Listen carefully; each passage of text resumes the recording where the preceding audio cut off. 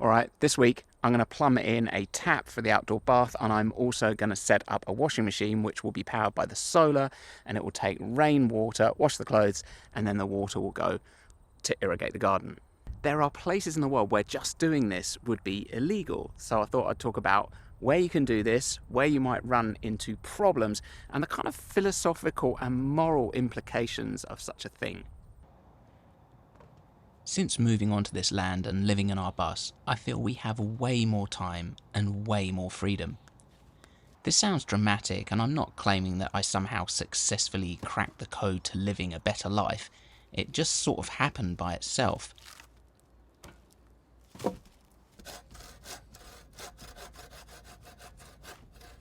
There's a quote that sums it up best from David Thoreau, who said, "A man is rich in the proportion to the number of things which he can afford to let alone."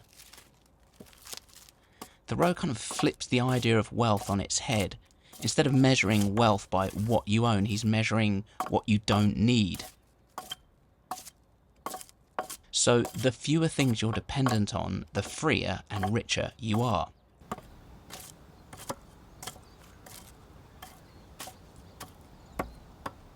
It's like true wealth isn't having more, it's needing less. Living simply, or minimalism, or whatever you want to call it, isn't about deprivation, it's about a richness that comes from outside the world of materialism.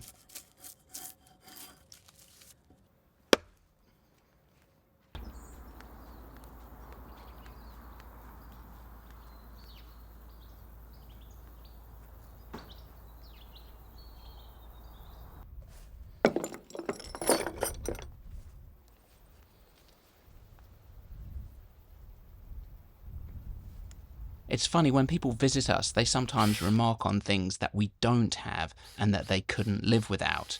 You know, kind of, I need my space, or I couldn't live without my large kitchen, that kind of thing. My response to that could easily be, I couldn't live with the mortgage that would be needed to cover such things.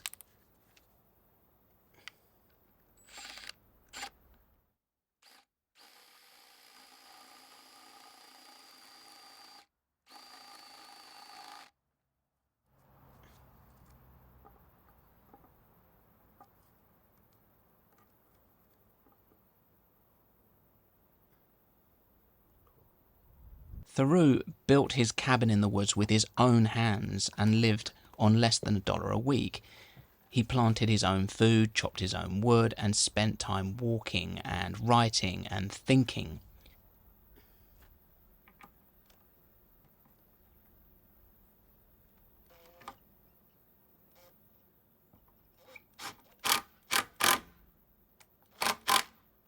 He critiques the way most people spend their lives, working to earn money to buy things they don't really need. He believed that all that stuff detracts from the real business of life, being awake, aware, and alive. He said, superfluous wealth can buy superfluities only.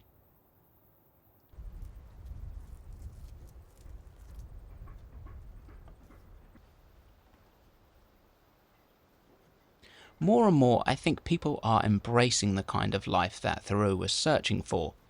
A life that is more basic, a life where people rely not on a large societal system, but as much as possible on themselves. However, the basics of survival, water, shelter, and food, are often legislated on by governments. This is often done under the idea of safety. They are certainly protecting something. So, is it us as individuals, or is it the system itself? When I first did up the bus, I took a hot and a cold water feed, you can see the pipes there, and I ran them into the bathroom. But once we kind of got used to living in the bus, I realised I never wanted to have a shower or a bathroom in there. I built one outside, and it's just so much nicer to be outdoors. You've got more space. It's just way better. So I've decided I'm never going to use that bathroom as a bathroom, and I'll turn it into a cupboard or something. And so I might as well take these out today, and whilst I'm at it, I will run a feed from there and run it out to the bath just to make that easier to fill up.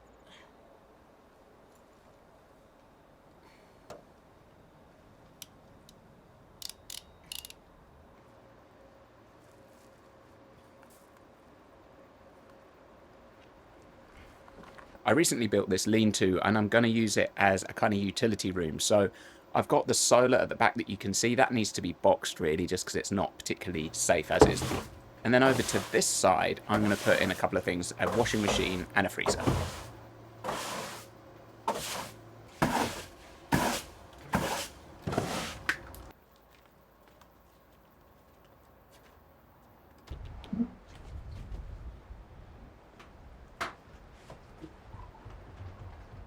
I did think about putting the washing machine in the bathroom, but although it fits, it just makes the whole space feel a bit sort of cramped and crowded. And since we live in a bus anyway, I really want this to feel spacious. So this is going to go over there instead.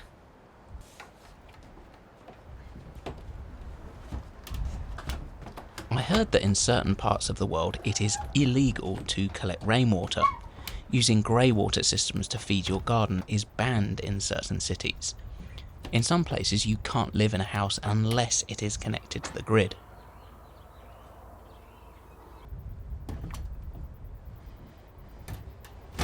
In some areas you can't build under a certain square footage, forcing you to live in a large house whether you like it or not.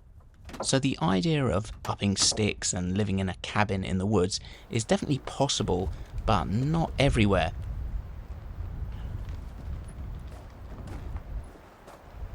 So I felt compelled to find out where you can do this and where you can't.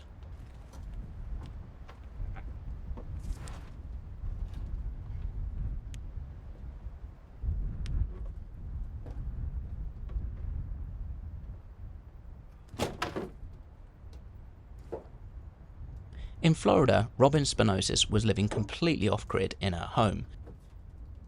No city water, no sewer, no electrical hookup. She used solar panels, rainwater collection and a composting toilet. In 2013, after a local news station did a story of her off-grid lifestyle, the city cited her for multiple code violations, claiming her home was not fit for human habitation.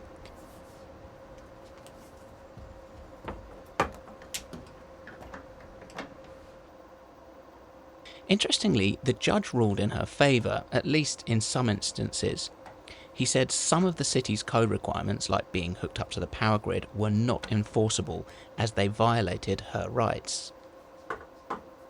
However, she was still found in violation for things like not being hooked up to the city's water system because the city had a mandatory utility ordinance. This story doesn't end well, as she was ultimately evicted from her home for code non-compliance. It seems shocking to me that someone could be evicted from their own home. But unfortunately, this is what happened.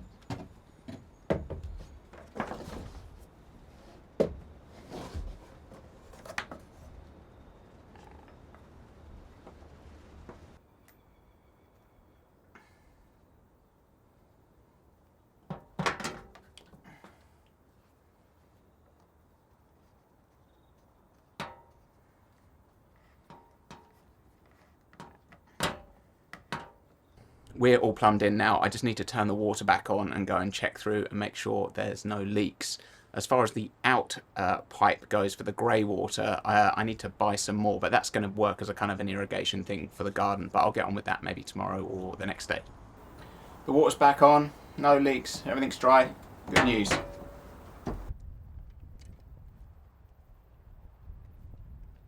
Currently, Nevada, Colorado and Utah all have strict laws against collecting rainwater. I wonder where the line is drawn. Presumably you can collect rainwater in a cup and drink it. I guess once you start hooking gutters up to large tanks, things become illegal, which sounds ludicrous to me, but there you go.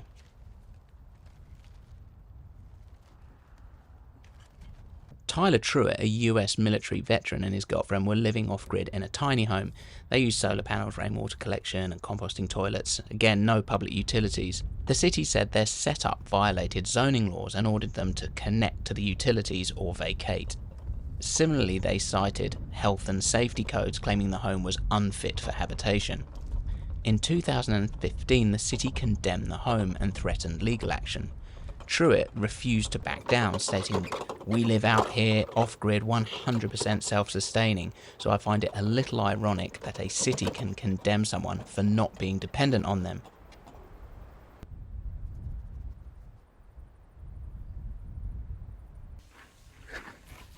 How did this happen?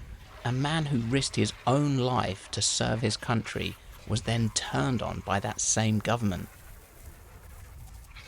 The interior metalwork of the bus, mainly around the windows, looks really tatty, and I want to give it a coat of paint, but I don't have metal paint.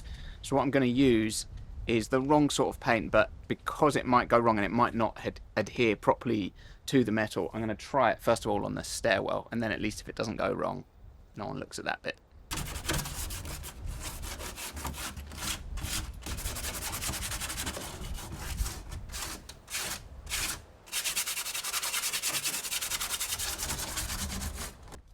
There seems to be a running theme here. Officials use the argument that off-grid systems are unsanitary and therefore not safe. Water collection, composting toilets and greywater systems can all be put under this label.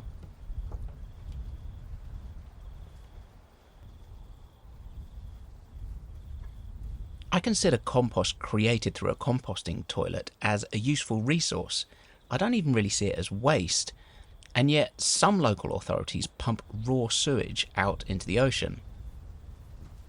A government that calls a composting toilet unsanitary while simultaneously pumping sewage into an area where people swim and collect seafood would be hypocritical, to say the least.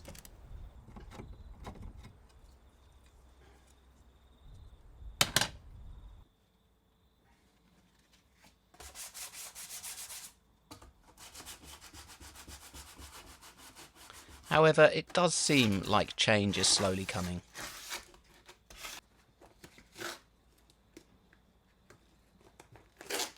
I think having the opportunity to live a simpler life is important. Even if people decide it's not for them, it shouldn't be illegal to live with less.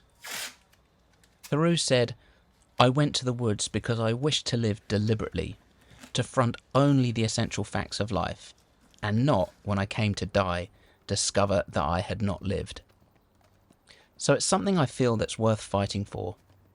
And I do think that change is slowly coming. Across the world, laws are changing to cater for people moving off-grid.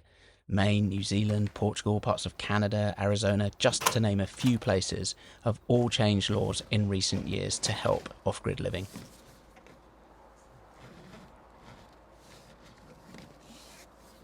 I'd love to hear your opinions on this. Let me know in the comments. Thank you so much for watching. See you next week.